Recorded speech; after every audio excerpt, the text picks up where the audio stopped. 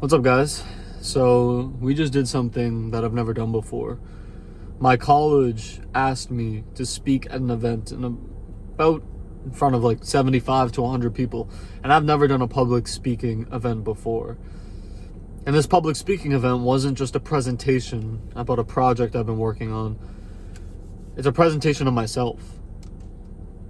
And it was very intimidating when I was given this opportunity, because I take a pretty humble approach to life. I like to not brag too much. I post on Instagram about my transformation, but my goal on Instagram is to, one, document my journey, my current journey, my previous journey, and then also provide education for people that were stuck like I was in their fitness journey. But I don't like to flaunt. I like to keep to myself. I have a tight, small group of friends. I have an apartment by myself. I have I wake up, I go to the gym, I work on my business, I grind. That's what I'm all about. I'm a pretty simple guy. And so to be asked to speak in front of like 75 to 100 peers, college peers of mine, I'm a senior in college, it was different. And if you don't know who I am, my name is Daniel Whalen. I'm the owner of Better Lifestyle 365, which is the best online fitness coaching business in the world, where I get guys like I used to be, ripped, fat, depressed, riddled with anxiety, can't even leave your house, feel like you have that itch to change, but not knowing how to scratch it. And so I provide the framework to change their mentality, to change their habits, and then downstream, change their physique. And if you guys recognize where I am, this is where I filmed not Better Lifestyle. This is where I filmed the Leveling Up episode number 1. I was in this parking lot just talking about who I was. I was saying how I amassed a following on social media, how I felt like many people didn't know me, and how overall that was just a snapshot into my life. And I use that as a moment in time to be saved into the archive so that I could look back on it and see what I came from. And I decided it would feel right, because it's been basically a year. I filmed it in October of 2024. So it's been a year since I filmed episode 1. I talked about all my goals, and I accomplished those goals. If you go back to episode 1, the goals I talk about, I accomplished. I was able to just to be specific with you guys, I'll make over 6 figures this year, running my own business. I moved out of my parents' house. I bought an apartment. I think before I was on a cut. I finished that cut. I started a bulk. I just started another cut. So we're leveling up, as the name suggests. And I'm excited for next year. Talk about some of my goals now. I want to make 6 figures a month. And the reason I want to make 6 figures a month, because a lot of people hear that and they think, oh, you're just in it for the money. No. If I make 6 figures in a month, that is a sign that I have the best program on the market, with thousands of testimonials, with amazing word of mouth. If Target says, okay, we want to go from this small little shop to a worldwide brand, that money, that revenue is an indication of their reputation, of the service they provide to their customers. And so for me, making 6 figures a month consistently would be an indication that my business is excellent and a lot better than it is now.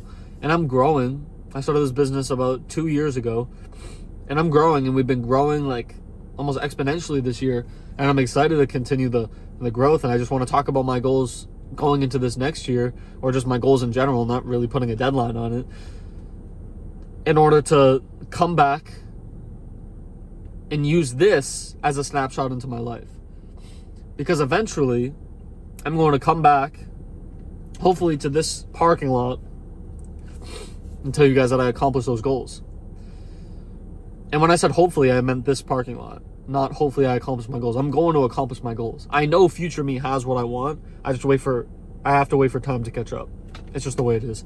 That's the way things work. And so I'm sitting in this auditorium, right? I'm sitting in this auditorium. I'm at the front. The lights are on me. There's about 75 to 100 people my age in front of me. And I'm getting asked a bunch of questions about my business, about personal development, and about my clients, about money, about so many different topics. A lot of it was mindset. And although I was nervous going into it, because I've never done it before, anytime you do something for the first time, you're going to feel nervous. I feel like I acted very authentically. At the bottom of the words I said was my authentic self, was authenticity. And so, for instance, somebody asked, how long did it take to see your first client? Something like that. And there was like a few other people that were speaking. Someone was like, oh, I got it my first day. I got it a year in. I got it. And I got the mic and I was like, listen, I got my first client 7 months in, but it doesn't really matter when I got my client. What matters, what I said, is that the money that you make and the clients that you get and the success that you see, the results that you have, are a lagging indication of the work you put in today. So what I told this dude who was asking, I was like, I wouldn't even really care about what my timeline is or her timeline or his timeline. I would focus on making the best decisions with the information you currently have today.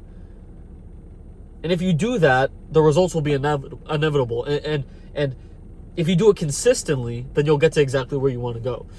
The results are an indication of the work you put in today. So really, when I'm talking, I'm giving a lot of what I already talk about in my content, because I just be myself, you know?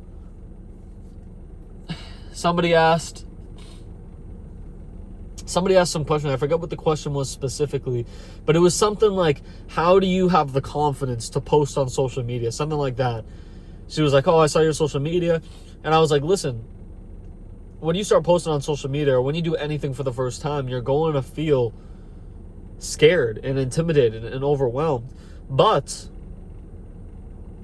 I learned this lesson in my first relationship, where in the first half of the relationship, I was very reactive. I probably talked about this on here before, but I was essentially just doing things that I thought she'd want me to do instead of doing things that I knew was best. I wasn't confident. I wasn't acting proactively.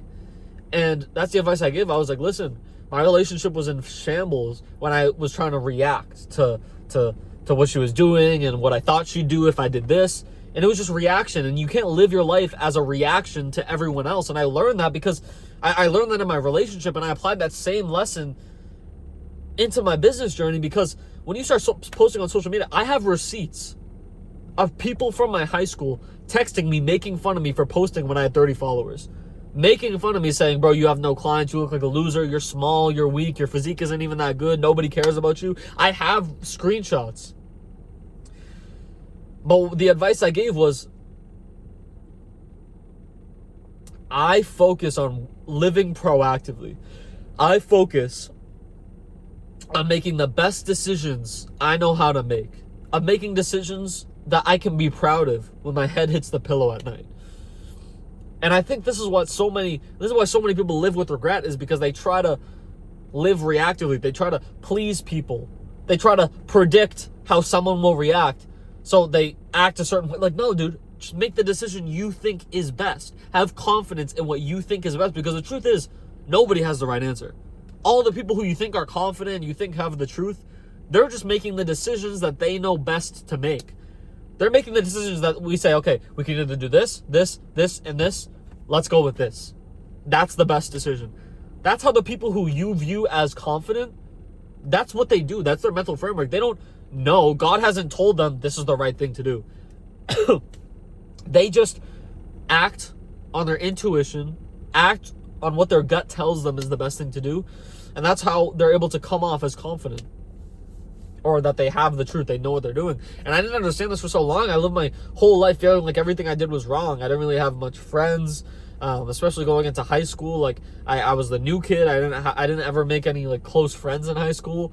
I was fat. I was bullied. Like I just always felt like I was wrong. Like no matter what decision I took, I was gonna get made fun of.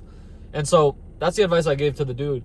But overall, I mean, this whole experience was, I'm so glad that it happened. One of my friends asked me, like, are you glad that you did it? And I said, absolutely, because here's the thing.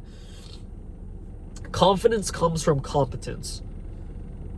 If I go and try to fix my leaky pipes, I'm not confident. It takes, honestly, courage for me to go in there and say, okay, let's figure this out. Because I'm not confident. I've never done it before. I have no experience. Confidence comes from experience. Confidence comes from competence. You have to be competent in something in order to feel confident. I feel confident walking down the street right now because I'm extremely confident I'm extremely competent in the action of walking forwards. Baby me, it took a lot of courage because he had no competence. He had no experience in walking. So the first time he got up, he was like, and then I fell down. And then I had to muster up the courage to get up and be willing to fall down again. And I fell down a lot more times after that. And I use this to express the point that if I want to become the man that I now admire, I need to do these things. I need to go and feel uncomfortable on stage or feel uncomfortable talking in front of a room of my peers and kind of feel like I'm bragging, but I'm not. I'm just sharing my story, but like people will feel like, you know, all these thoughts are running through my brain, but I'm just like, listen, I'm going to make the best decisions that I know how to make. And this experience is going to build such confidence in my ability to articulate and my ability to convey my story, but not just the surface level of, oh, I went from fat to shredded. No. The mental transformation that I made, because your physique is just a downstream of your mentality and your mindset. So if I want to be better at this, I have to suck. In the gym, dude, there's so many metaphors in the gym. The gym, like I'm telling you guys, this is like I'm branching off a little bit. If you want to become successful at anything, get in the gym first. Build your body, because you will learn so many lessons that you can tie into every other thing that you do. The metaphor that I can apply to this instance that I learned from the gym is that you have to feel weak before you can feel strong. Everybody who you look at, who's jacked, who has the car you want, who has the business that you want, who has the confidence to be able to speak in front of everybody, who just has confidence in general, he had to be weak. He had to look stupid. He looked crazy. He looked like the weak dude in the gym. He looked stupid. He had bad form. People might have made fun of him. The first time he was on stage, he probably got all red and had a shaky voice and everything like that. And so I say this all to say, confidence comes from competence. But really, it's make the best decisions that you know how to make. Like that's how I got here. You know, I'm not gonna brag. I'm just going to list off like some of the things that I feel proud of. I got 200,000 followers on social media. I'm making 6 figures with my online fitness coaching business. I have this physique. I have the habits. I can wake up early, hit the gym, do my push-ups every morning, post consistently. I'm good at I say this to say, everything that I've had has come from making the best decisions that I know how to make and living proactively, not reactively. When I lived reactively, my life was in shambles. When I lived my life how I thought other people wanted me to live my life, it was in shambles. It wasn't until I said, I don't know what's going to happen, but I do know this move is the best move. View it like you're looking at a chessboard. No matter how screwed up your position is, you could have a 99% lose probability on the specific chess position, right? But there's still a best decision to make. There's always a best decision to make, no matter how screwed up your position is. And that's how I got here. And I'm pretty confident that when I return to this video and I make an update, that I'm going to say the same thing. Or I'm going to at least reinforce what I'm saying now. Probably better, because I'll be a better speaker then. Make the best decisions you know how to make. That's how I got where I am.